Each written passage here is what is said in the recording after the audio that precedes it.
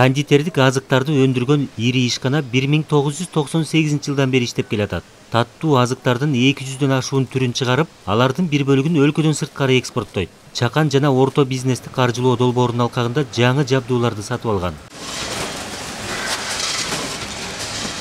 Упаковочный станоктор алдык, азыр иштейт. Сиз көрдүңүз, тарттыңыз. Азыр вафельный линияда тиги упаковочный машинка бар, китайский линияда бар. Ошоларды алдык, иштейт. Буюрса жакшы, азыр иштейт. Келечекте максаттар бар. Келечекте иншалла дагы көп мындай расширяция кылабыз. Азыркы күндө мына 300 кишиге жумуш беребиз. 300 киши боюнча иштейт да фабрикадачы.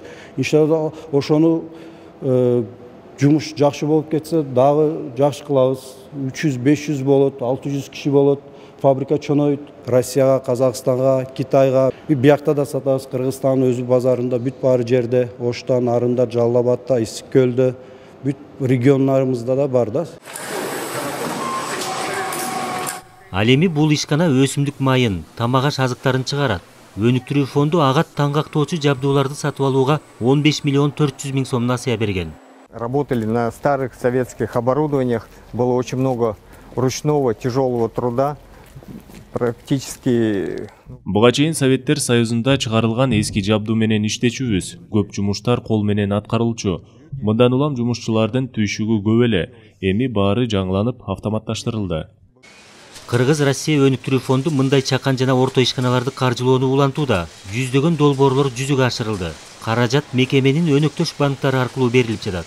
В целом, за весь период деятельности фонда мы профинансировали 3000. Фонд иштей баштаган учурдан бери 3257 долбоор каржыланды. Алардын 3100дөн ашыгы чакан жана орто ишкерчиликке тиешелүү. Каржылоонун жалпы көлөмү 450 миллион долларды түздү.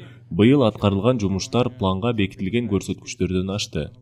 Каражаттын көпчүлүгү айыл чарбасы менен кайра иштетүү тармагына, жеңил өнөр жайына, туризмге багытталган. Учурда фонддун кароосунда турган кошумча долбоорлорго дагы 150 миллион доллар талап кылынат. Калыгул Асанбаев, Умар Малашев, Ала Тоо 24.